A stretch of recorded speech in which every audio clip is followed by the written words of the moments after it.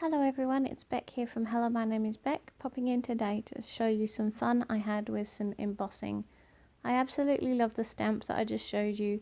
It's a giant stamp and it covers the majority of a 4x6 envelope. So I'm just going to be using this stamp over and over and showing you some different techniques today of how to emboss and just the different finishes that you can get. So this is my Versamark water ink. It's a clear ink. Even though you see the outline on the brown envelope when I lift this up, it is a clear ink, and it's just a sticky ink that allows embossing powder to stick to the project. So all the markings that you actually see on the envelope are actually just where the ink has gone onto the envelope, and it looks like a watermark, I guess, and that's why they call that ink a watermark ink. So I just get my gold embossing powder for this one, and I'm just popping it on some baking paper. The baking paper is a really good surface to pour onto because it means that it's non-stick, and it means that the powder slips easily back into the pot. So I'm just tapping that one off. And I bought my embossing heat gun back in the UK from Argos. So that's how old this embossing gun is. I'd say I bought it at least 5 years before. So it's probably about a 15-year-old embossing heat gun. And the same with that powder. I actually got the powder at the same time as the heat gun itself. So here I actually have to, in order to plug in this heat gun, I actually have to use an adapter for the Australian sockets because it still has a British plug on the end of this heat gun. So, but it does the job. It's awesome. I love it, and something I've always had in my crafty stash, and yeah, I wouldn't be without it. So you can actually see the gold changing, so it actually goes from sort of a bronze there to a shiny gold, and I will pick this up and show you so that you can actually get a closer look. I actually do, because of the heat gun, it actually does warp the card quite nicely, or warps the paper quite nicely, so you actually have to put it underneath straight away, underneath something that's heavy straight away, because it's still warm. So I'm actually using the next envelope here, and then I'll show you after this one's done. So this one here is a white envelope that I'm using with the same stamp, but I wanted to show you guys a different effect.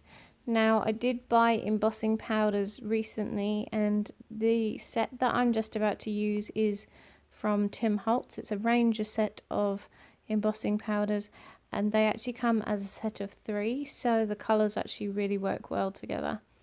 So now the reason that with my stamping platform, the reason I'm using a cloth to actually press down on is it actually gets a crisper image than actually using my hand. So I'm actually able to, because if you use your hand, you're going to get friction on your hand, and it's going to not rub as smoothly.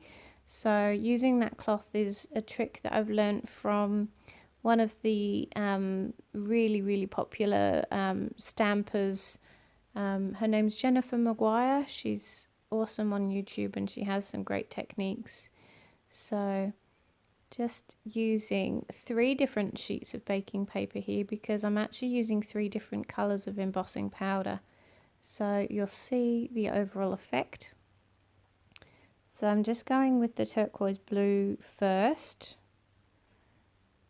and just tapping that off into the baking paper. I'll move that to the side so that you don't have to watch me pouring them all back in. And then this one is the hot pink. So because these flowers actually look quite tropical, or some of them do, I just thought that it would actually be really nice to have this tropical mix of colours, and it really stands out on the white. So that's that one. And once again, I'll just move that off to the side.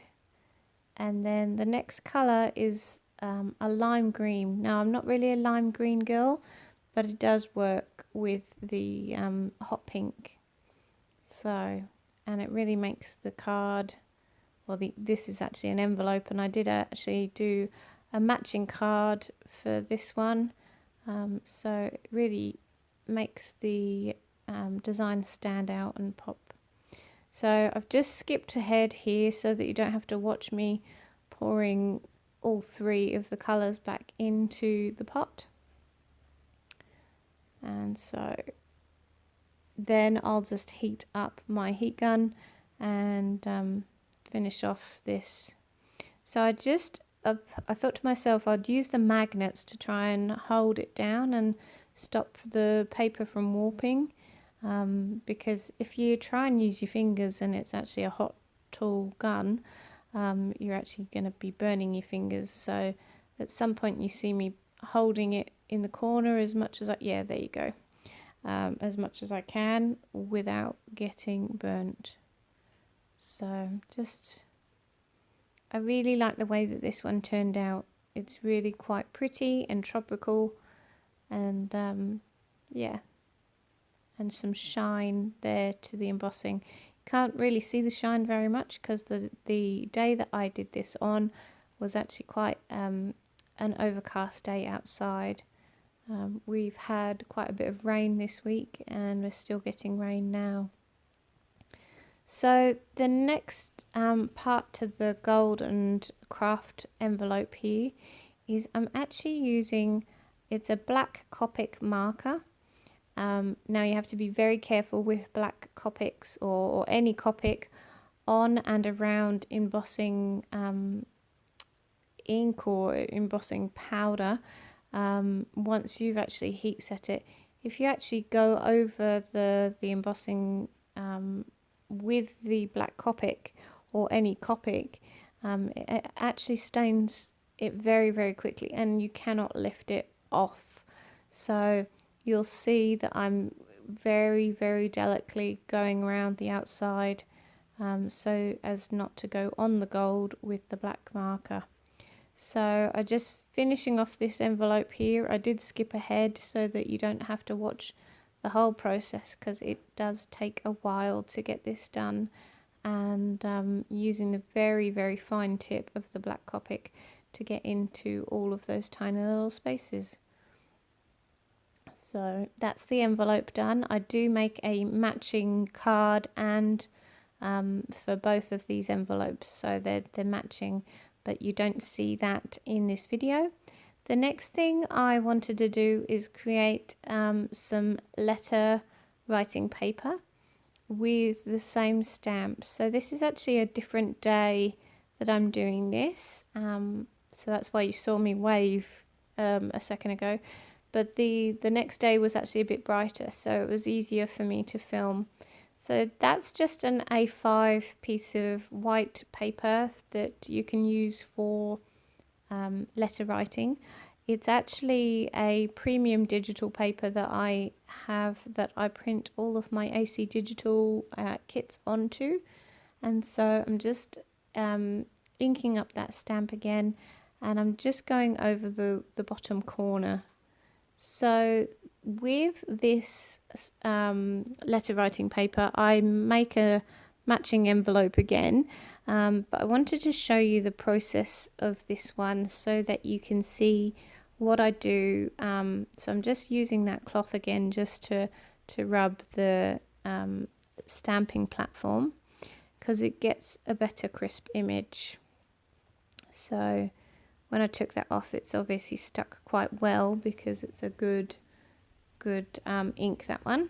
So I'm coming in with the gold again on this letter writing paper, and you'll see the overall effect of this is one that I absolutely love. And it's not pristine, it's not perfect, but it gives you a really, really good outcome in the end. So I'm just going to pop that back into the pot.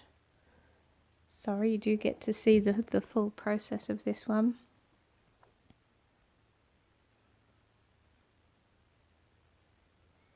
I'm tapping the baking paper as much as I can to get the dregs of the gold back into the pot, because like I said, this one has lasted me 15 years and I've done quite a bit of embossing, so it really does help to pour it back into the pot and use it again and again.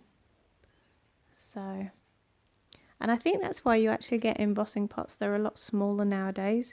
The one that I actually am holding there is at least 1.5 inches deep.